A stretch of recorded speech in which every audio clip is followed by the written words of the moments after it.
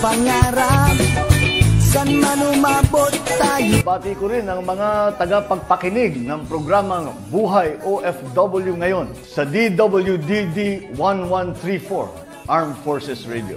Mabuhay kayo mga OFW, mga bayani ng Pilipinas.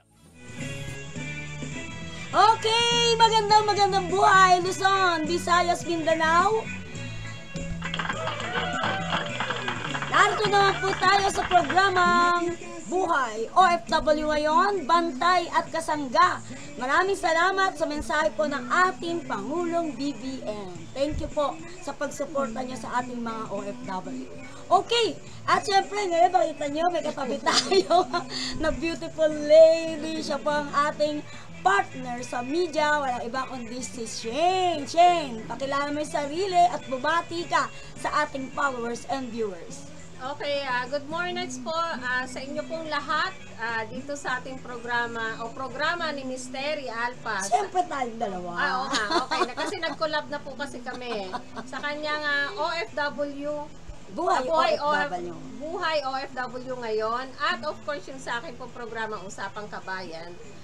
Nandito po ako para interviewin po ang ating special guest. Walang iba kundi ang ating magical president ng Cubao, Rotary Cubao, Alfonso Garcera. Pero mamaya po yan, maya-maya po ng konti. Sandali lang kasi kailangan malaman ng ating mga followers and viewers kung saan sila makakapanood at makakapakinig. Tayo po'y mapapakinggan sa DWDD 1134 kHz ng inyo pong mga radio. At tayo po ay mainstream media. At syempre po, sa social media naman po, ang ating pong Armed Forces Radio, ang boses ng Kawal Pilipino. Maraming pong salamat sa ating technical side. Syempre po, ang ating mga bossing dyan, ating station manager, si Colonel Frances. Hello po sa inyo. Saludo po kami sa inyo. Okay, Shane. Hindi na natin papatagalin kasi medyo nagmamadali ang ating guest. Very busy po ito. Sige, pakilala mo na siya. Okay. Si Sir Magical President Sir Alfonso Garcera ng Rotary Club Cubao. Tama po ba, sir? Tama po. Magandang gabi po sa lahat. Ayun, ito po, pasensya na. Nasa daan lang kasi pauwi or something like meron kaming meeting actually with our classmates, yung mga magical president dito sa Malingap, no? So, maraming salamat sa paunlak na, sa gabing ito na nakasama kayo. Okay, ako po si Alfonso Garcera, the magical president of the Rotary Club of Cubao, Quezon City. Ayan, to be exact. Okay. Yes. Mary? Siyempre, siya po ay president ng Rotary Club Cubao. Ilang taon na po ba kayong nakaupo bilang presidente? Sa Rotary Club kasi, every year po nagbabago ng presidente. Pero ako bilang Rotarian, nag-start po ako ng 2014. So parang 10 years na akong Rotarian. Pero way back in college, ako pa ay isang Rotaractor. So that was in 1992. Ayun, hanggang 1994. Okay. So sa ngayon po, ano po ba yung, bago po kayo naging presidente ng Rotary Club, ano po ba yung inyong mga pinagkakaabalahan? Okay. Actually, 1994, graduate po ako ng college, no, dito sa PSBA Quezon City. And after a week, just after the graduation, nakaland ako sa isang private company, isang forwarder. And then right now, andyan pa rin ako. So I've been there for 30 years now. I am the finance manager of that logistic company, that forwarder. So ganun po ako ka-loyal. At the same time po, nagtuturo po ako sa University of Santo Tomas, sa UST, sa AMV College of Accountancy. And part-time lang po ito. Oo, part-time. So natuturan natin mga bata sa larangan ng accountancy. Ayun. Tapos, opo, meron din akong organization, yung professional, the only professional organization ng ating bansa, yung PICPA, yung Philippine Institute of Certified Public Accountant. And right now, I am the president-elect. So, ibig sabihin, by next year, uupo rin po ako doon bilang presidente ng PICPA Western Metro Manila Chapter. Ayun. Yes, Ang galing naman ni bagong MP, Sir Alfonso Garcera. Yan po, siya po ay sa Rotary Club ng Cubao, Quezon City. By the way, press Al, ano pa po yung mga nakaline up po ninyong activities sa Rotary? Ay, madami po. Oo. Umpisa talaga ng umpisa nung maupo tayo ng July 1, 2024, no? Ang dami ng naging proyekto ng aming club. So, ang team ngayon ay magical, no? The Magic of Rotary. So, sa akin talagang parang naging totohanan na magic talaga ang lahat. Ang dami na naming nagawa. So, nagkaroon na kami ng Operation Tuli. Meron na kaming sign. Opo, napaka-big event po yun sa Barangay Quirino 2A. So, ang dami nating napagsilbihan, no? With the help of collaboration kasi ito ng Rotary Club of Marikina Valley, yung Inner Wheel at saka Zonta. So, ang daming doctors na nakipagtulungan sa atin. So, talagang tinake natin yung opportunity na bakasyon yung mga bata. So, ang dami pong nagawan or napagsilbihan ng ating club. And at the same time, during yung time ng typhoon, Karina, nagkaroon po kami ng parang 4 na mga community na nasalanta o naapektuhan ng bagyo. So, meron tayo dito sa Talon-Talon, no? Talagang lagpas tao yung bahay dyan, no? Tapos sa Marikina, 3 community. So, ayun po. And then, nagkaroon na rin po tayo ng proyekto sa mga gift giving natin at saka children's party. With the help also of our sister club sa Dongseongnam na pumunta pa talaga dito, no, straight from Korea. Wow. So namahagi kami diyan sa Aguinaldo Elementary School. Ang dami nating buong estudyante po, no, ng paaralan na bigyan po natin ng mga kagamitan at nagpa-party po tayo. So napakasaya po. And then dito din po sa may Barangay Imelda, nagkaroon tayo dyan sa mga kababaihan ng cervic cancer awareness. At the same time, yung mga family planning. So, ang dami po. Yung mga upcoming namin sa September 1, sa linggo na po ito, meron po kaming tinatawag na Kitchen of Kindness Caravan. Kitchen of So, ibig sabihin, may kainan. May kitchen. Oo, may kainan. Tatlo po yung pupuntahan namin, yung talagang mga yung mga nangangailangan talaga ng tulong. So, isa dito yung sa Bureau of Jail Management Penology. Meron din sa Champaka 2, evacuation site for fire victims. At yung pangatlo, yung sa Girls Town. So, buong araw ng September 1, nasa labas po kami kasama ng aming caravan para mamahagi at magbigay ng kasiyahan, tulong sa ating mga kababayan. And then bukas po, meron kaming seminar sa grade 6 pupils ng Aguinaldo Elementary School. Kung bakit po laging Aguinaldo Elementary School, kasi yan po yung adopted school namin. Tapos sa barangay yan, kasi malapit yan sa Armed Forces of the Philippines. Yes, opo, napakalapit po. Opo.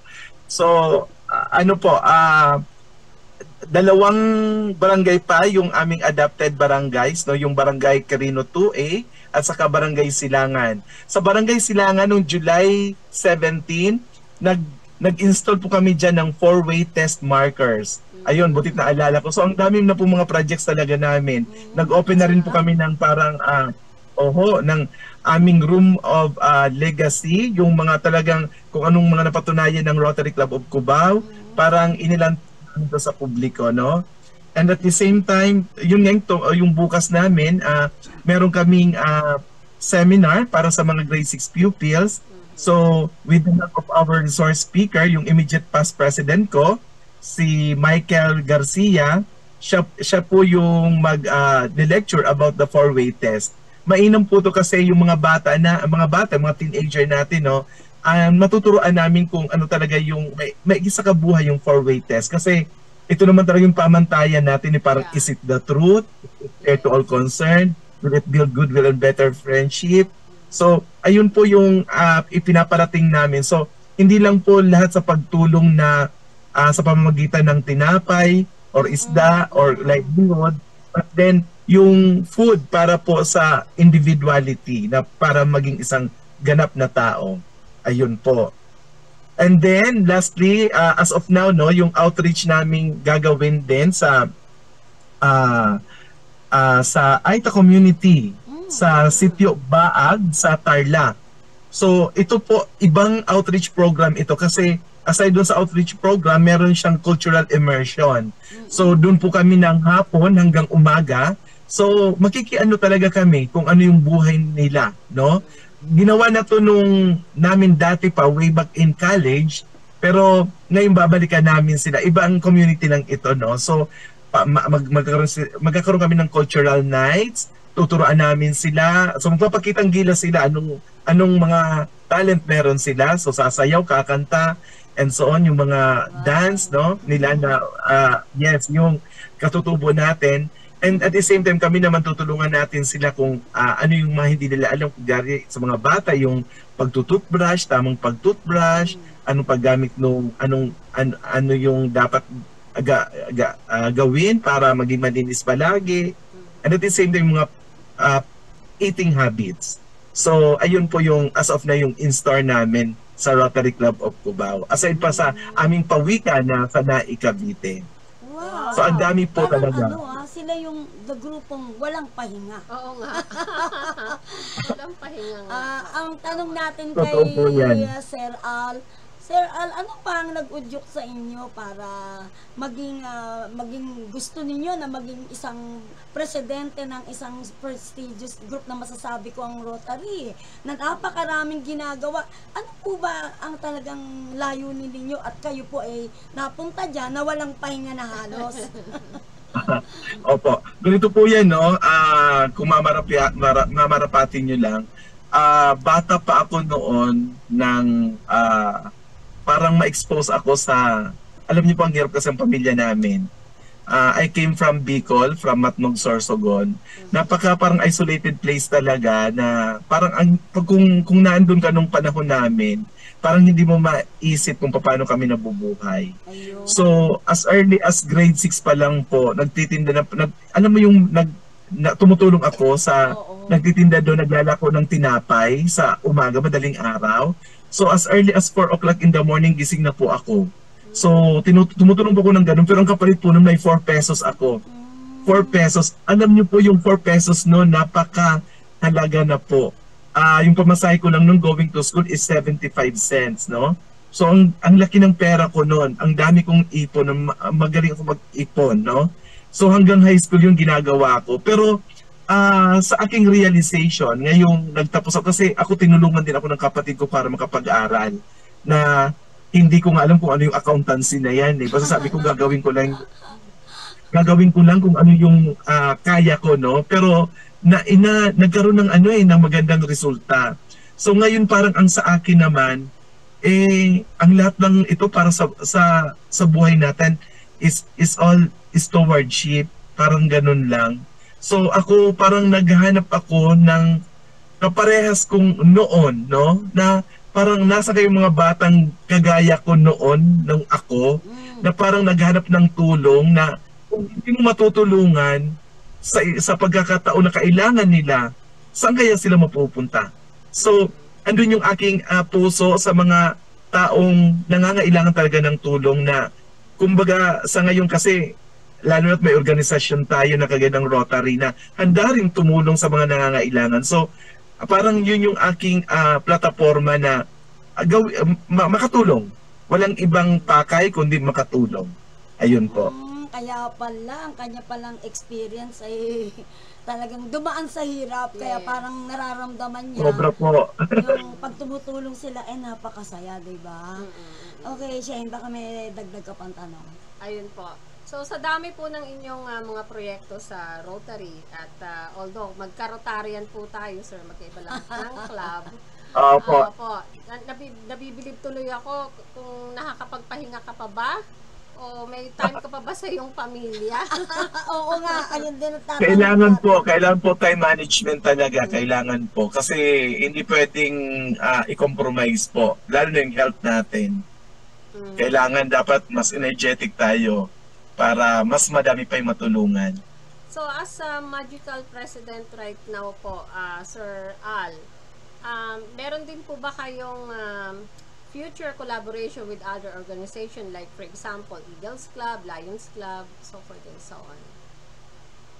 Ay, opo, meron po, madami po. Actually, umpisa nung naging presidente, no, kaliwat kanan yung tumatawag sa akin. So, andyan yung Tinig ng Silangan, yung Zonta, yung Nature's organization.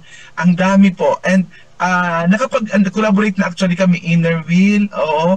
Yung sinabi ko kaninang sa Barangay Imelda na cervical cancer awareness, collaborative project po yun. At sa kasalukuyan po actually ngayon may meeting kami dito sa Matthew, sa Malingap, no? Na lumabas lang ako kasi ay medyo maingay doon. May collaborative project kami with our classmates. Pero within Quezon City lang din po, yung sa District 3780. Okay. Ayun. At tanong natin, kasi ang mostly ang ating viewers sa apat na sulok ng mundo, yung ating mga OFW, alam natin marami tayong mga kababaeng OFW, hindi na nakabalik, ano? Meron ba kayong mga project para sa kanila, saka sa kanilang pamilya? Yung mga distressed OFW natin? Ay, opo. Well, alam nyo po yung mga OFW nating kababayan, yan po yung talagang bayani na maituturing talaga natin, no, sa ating lipunan. Well, ang dami po, kagaya din po ng mga nasasakupan namin, no, dito sa Cubao, Quezon City. Madami po tayong natutulungan ng mga pamilya ng mga OFW. Hindi po natin ini-exempt sila. Kasama po sila sa mga recipients ng mga pinapamahagi natin. Although, yung statistics po talaga na sabihin natin na ito pang OFW lang, hindi po. Napapasama na po sila as one. Kami po pag pag namahagi po kami, pag nagkaroon kami ng outreach program, lahat po yun kasali po. Let's say, dun sa pamilya na siguro na, let's say, yung kanilang mga anak, mga OFW, yung mga senior citizen po ng isang community, na pagbibigyan po natin yan. Yung mga kids nila, and so on. So, ayun po. In general lang po. Pero for the meantime, yung mga kasi na pangangailangan pang OFW, maybe sa susunod na mga proyekto namin, yung mga baguhan pa lang na, let's say, sa pagpaprocess siguro, baka makatulong kami later on. At syempre, panawagan ko rin, no, sa mga OFW natin na nasa ibang bansa. Sabi niyo nga po kanina, nasa apat ng sulok ng daigdig. Yes. Sana po kung medyo may kakayahan na rin po tayo na magtumulong or matulungan natin mga kapwa natin, huwag po tayong mag-atubili. Pwede po idaan through po dito sa DWDD. Ang dami pong platform, hindi lang Rotary po. Pero sa amin po kasi kung interesado po kami, kayo, welcome po kayo. Pwede po kayo mag-apply po sa amin. Kasi with our group naman, pwedeng i-check yung nyo po bago tayo magkaroon ng membership, no? So may proseso din po. Pero hindi lang basta pag ginusto natin, pwede na. Pero syempre, most probably, kayang-kaya at pwede po na mapasama po kayo sa roster ng Rotary Club of Cubao. Okay. Ayun. Tanong din natin siya sa kasi maraming sektor ng ating lipunan na matindi ang pangailangan, katulad ng mga person with disability, senior citizen. Meron po ba kayong mga proyekto sa kanila or may future? Ay, opo. Yes, opo. Kagagaling lang namin doon last week, actually sa Marikina. Kausap namin yung coach doon, yung namamahala sa ating Philippine Wheelchair Basketball Federation. So, nagbabasketball sila, tapos dahil nga disabled, PWD, ayun, meron kasi sports na para sa kanila. Alam nyo po, doon mo talaga mararamdaman na mas privileged, mas fortunate pa tayo. Pag naglaro sila, akala mo wala mga kapansanan, talaga ang gagaling nila. Ang titikas, opo. So, yun yung project namin doon kasi may mga aspirants na, kasi meron actually yan budget from the Philippine Sports Commission. Yung doon mismo, pag naandito na sa NCR, no?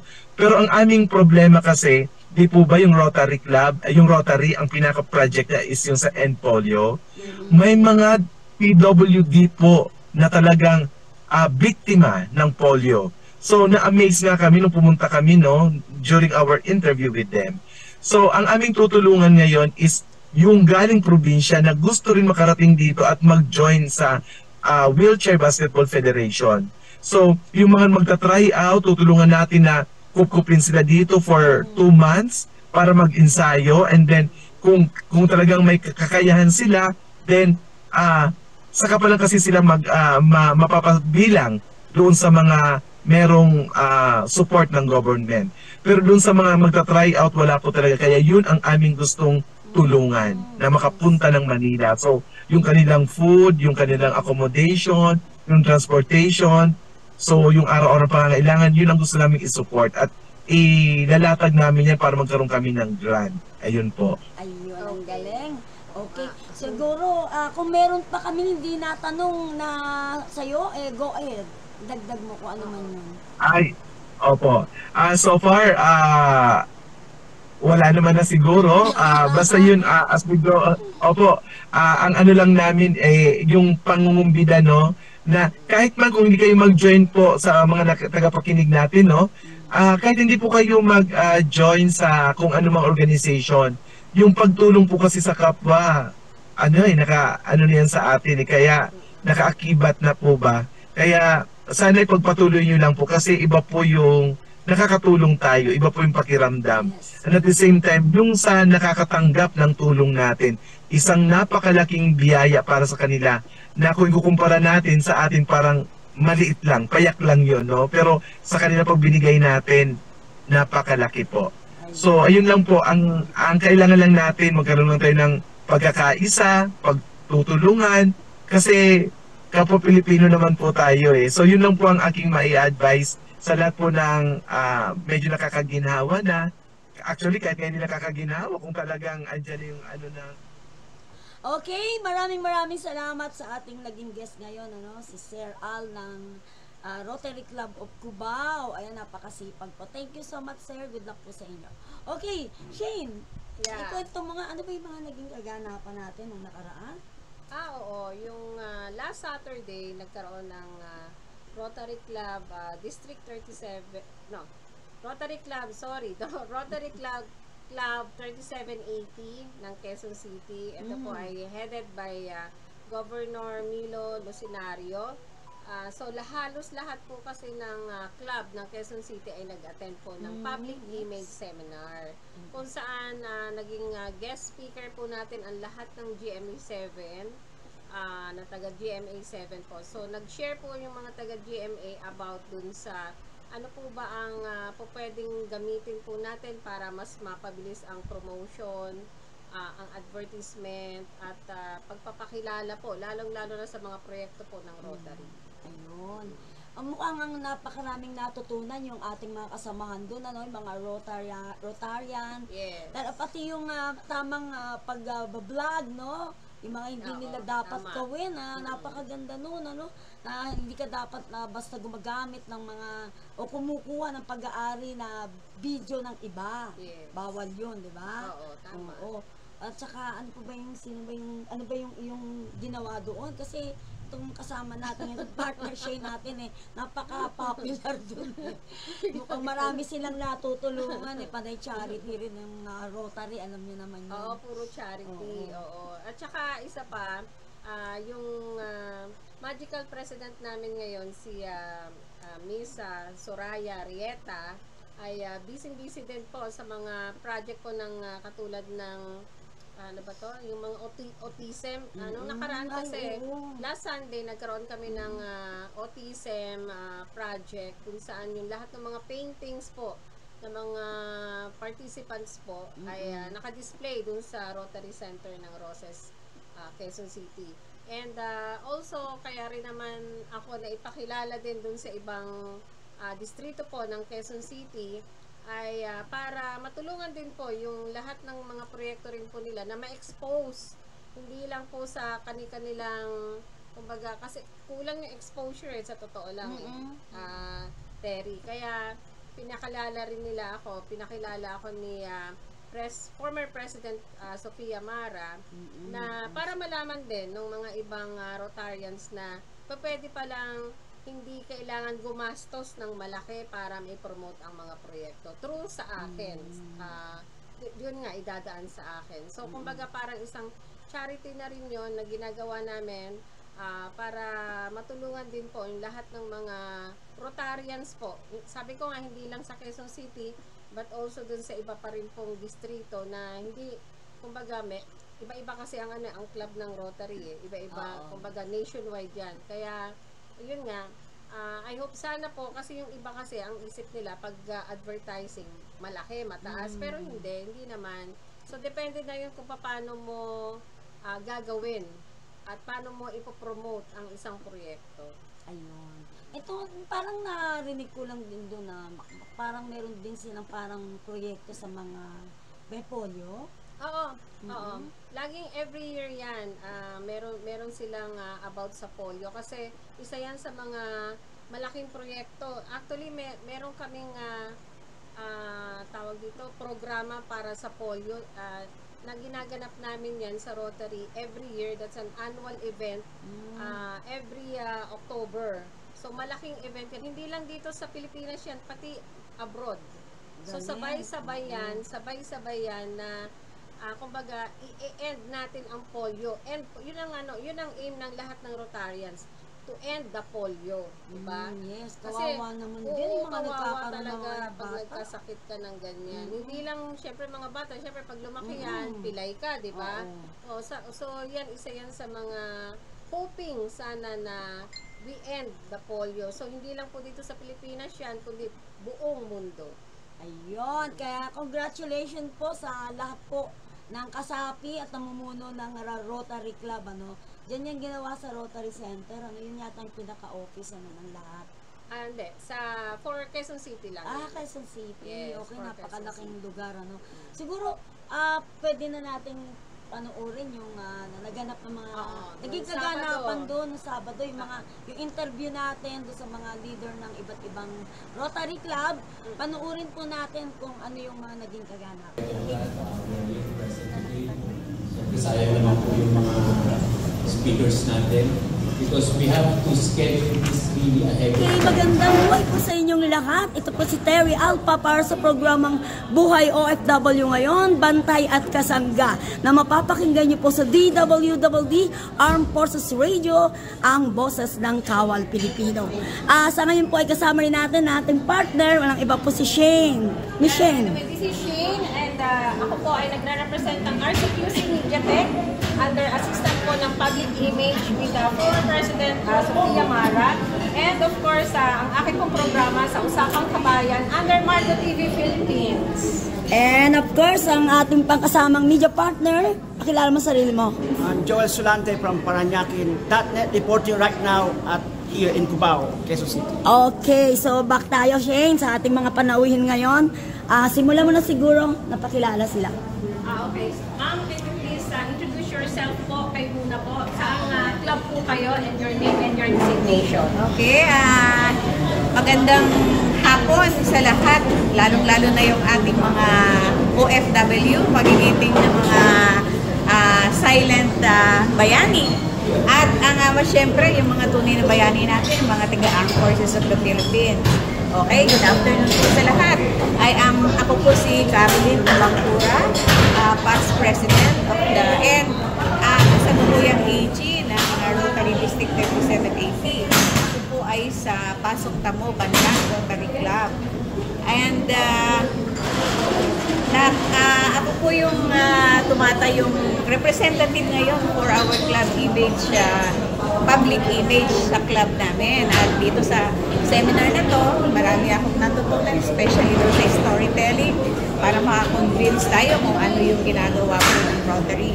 So sa club namin, meron kami yung tinatawag na flagship project. Ito po yung i-announce ko lang po na by January and February, we will be awarding po yung Outstanding Gandang Sora Awards. Ito po ay nakapokus sa mga kababaihan na may katangian ni Tandang Sora. Ito po yun, related po ito sa ating public service Rotary Club. Ayun po lang po. Maraming salamat. Okay, kay Sir naman po, ano pong club po kayo, your name and designation po? Yes po, magandang araw po sa lahat, lalo na po sa mga tagapakinig sa himpilang ito. Shout out po sa ating mga OFW na talagang sila yung mga bayani ng ating bansa. And of course, to the Armed Forces of the Philippines na tagapagtanggol ng lahat, magandang araw po sa inyong lahat. Ako po si Alfonso Garcera, the incumbent president of the Rotary Club of Cubao, Quezon City. At sa lukuyan, ang dami pong projects actually ng aming club.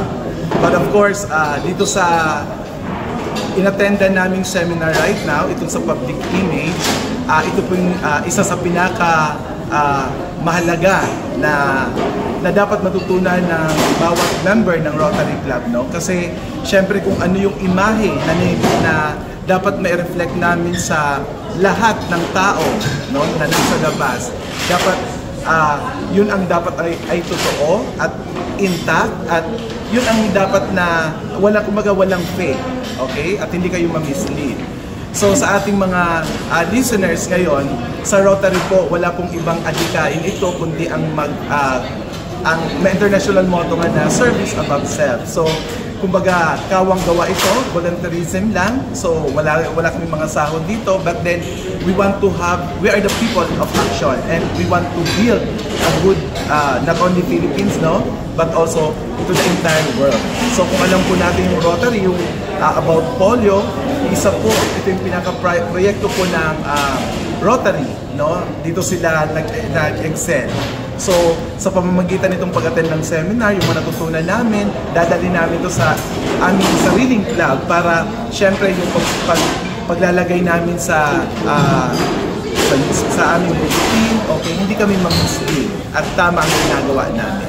Ayun po, maraming salamat. Okay, kay ma'am, please state your club, ano pong club ito, your name and your designation. Yes, magandang araw po sa inyong lahat, lalong-lalo na po sa mga tagapakinig ng himpilang ito. Sa ating mga bayani, mga OFW, magandang araw po sa inyong lahat. Naway, lagi kayong gagabayan ng ating Panginoon. At lalong-lalo na rin po sa ating mga tunay na bayani, ang ating mga sundalo sa Armed Forces of the Philippines. Mga tunay na bayani, talagang naglilingkod sa atin at talaga namang tayo'y pinapangalagaan. Okay? So, ako po si Maria Fatima Atun, chairperson po ng Community Service ng Rotary Club of Cubao, Quezon City. Natutunan ko po dito sa public image seminar, napakarami. Unang-una po, napakahalaga talaga ng komunikasyon. Ikalawa, awareness. Yung communication na yun dapat hindi lang sa bahagi lang ng Rotary Club namin, kundi dapat ito ay na ibabahagi sa community, sapagkat kailangan malaman ng komunidad na ang Rotary ay isang organisasyon na talagang people of action, nakikita, naririnig at nararamdaman. Pinaka-importante sa lahat, ito ay umaagapay at umaalalay din sa ating community. Hindi lamang kasi ang gobyerno ang isang institusyon na nangangalaga sa ating community. Kundi bawat isa sa atin bilang Rotarian ay talaga namang kaagapay din para matulungan ang ating community, most especially the poorest of the poor. Kaya nga dito sa public image, kailangan talaga magkaroon talaga ng awareness sa mga tao na may mga organization talaga and active people like us na handang tumulong at makiisa sa kanila. Kaya nga po, meron kami mga programa na talagang antabay sa kanila. Lalong-lalo na po ito, magkakaroon kami ng Buntis Congress. Kasi may mga dumating na Karina na bagyo. So maraming nasalanta. Lalo-lalo na po yung mga buntis. Di ba? So nahirapan sila. So kailangan magkaroon ng programa sa kanila para kahit papaano may raos nila ang kanilang yung birth, no? Na panibago na namang generasyon. So yun, maiparamdam natin sa kanila. At mahalaga na ibahagi natin yung kwento na ito na maging inspirasyon sa bawat isa. Maraming salamat. Yes, baka po may gusto kayo idagdag, sir. Go ahead. Okay. Sa mga upcoming projects namin, no?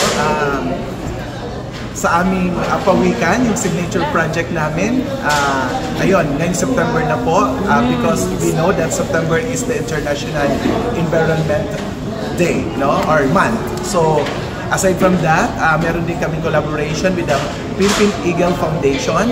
So, ayun, magkakaroon po kami ng isang pakpak, isang agila na papangalanan naming RC Cubao. Ayun po, maraming salamat. Yes, si ma'am. Ma'am, baka po meron kayo mag... Kaya idadagdag ko lang po, marami din pong ginagawa ngayon ang club namin, kaya nakikipag-collaborate kami with our barangay. Kaya yung ating mga, sa ngayon, marami tayong lamok. So ito yung mga tinututukan namin kung paano tayo mag-upsa ng lamok para maiwasan natin yung dengue. And at the same time po, yung yun nga, yung public image seminar na ito para yun nga sabi niyo mag-awareness yung mga na meron mga para makahikayat din po tayo yung mga gustong mag-volunteer para sa servisyo, yung free service natin. And pwede po kaming kontakin sa Rotary Club Pasok Kabuwalan. Meron po kaming webpage, pakasearch sa lang po, Rotary Club Pasok Kabuwalan. Pwede po kayong mag-message sa akin. Maraming salamat po. Yes, Jane, baka ano muna natin sila. Ayan, baka. Sa amin po, sa lahat po ng nakikinig ngayon po, no? Sa interesado, alam po naman na talagang bantog kami, yung Rotary, no? Yung pangalan ng Rotary. Kung gusto nyo pong maging member ng Rotary Club, pwede po sa amin. The Rotary Club of Cubao, Quezon City. Just call me. One text away lang ako. Okay? Ito po, ibigay ko po yung number ko. 0918-934-5348. That is 0918-934-5348. At saka, syempre po, ito lang po, huling ano lang po, no, mensahe para sa ating mga tagapakinig, lalo na po yung mga OFW natin. Alam naman natin na pag ang layo nyo, pinaghirapan nyo yung iniipon nyo sa ngayon. Pero alam nyo po ba, ng pinakamaganda sa lahat, yung nag-share ng blessing. Yan. Kahit sa anong paraan po, bumabalik po yan ng 100-fold. Yes. Alam ko, nararamdaman nyo yan. Alam nyo rin na kung gaano po kahirap yung buhay ng mga kababayan natin dito sa Pilipinas. So, sana, isa man lang na tao, isa man lang yung matouch natin, no? Makaramdam ng konting kagandahan ng buhay, and then absuelto na tayo. Ang tawag doon is stewardship, kasi tayo, kumbaga inano tayo ng Panginoon para sa stewardship. We are just a steward after all. Thank you and God bless po. Yes, baka meron silang gustong pasalamatan. Sila. Pagkakataon nyo na rin, ma'am. At pasasalamat kung sino po gusto nyo pasalamatan. Go ahead, ito po yun yung pagkakataon. Siyempre po, nagpapasalamat kami dito sa aming District 3780 sa lahat po ng bumubuo sa kanila, sapagkat patuloy po silang nagtataguyod sa amin at nagbibigay po ng panuntunan kung paano po maibigay ng maayos ang serbisyo po ng Rotary Club sa buong, hindi lang po sa aming distrito, kundi sa buong Pilipinas at kahit man sa ibang bansa. Maraming pong salamat. Okay. So maraming salamat po sa inyo po lahat. At I hope hindi lang po ito yung isang pagkakataon, kundi this will be the start of our long-term partnership po. Mag-update po kami. Yes, of course. With us as media po. So, sabihin pag mataas. So, mapag-uusapan naman po yan.